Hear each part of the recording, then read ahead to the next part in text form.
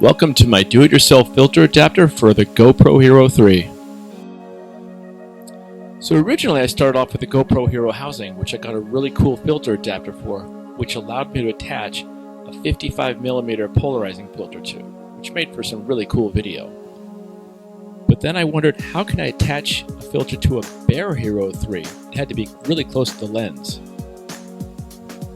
So then I found that the rear lens cap cover of a Canon lens was almost the exact same diameter as the 55mm filter.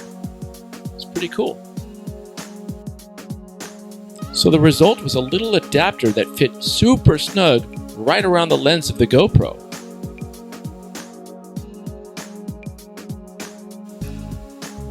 Which I then was able to screw the 55mm filter onto.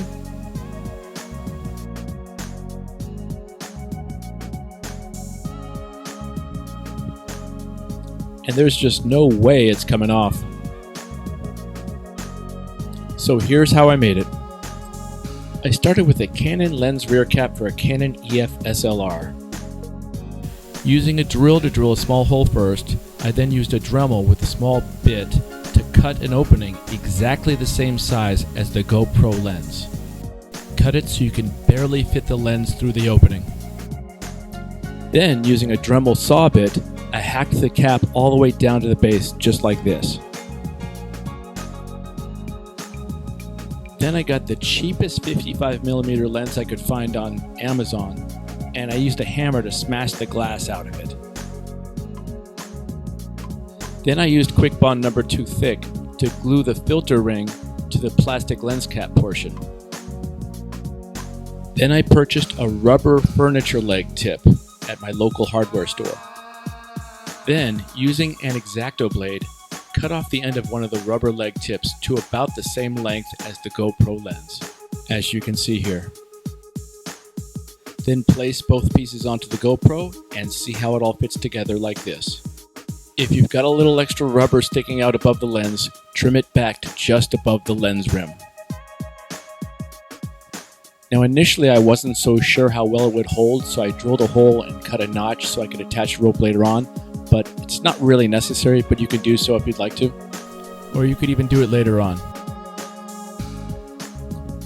Now carefully, while everything's attached, use a little glue to attach the rubber to the plastic while it's attached to the GoPro. Let it dry for a little bit.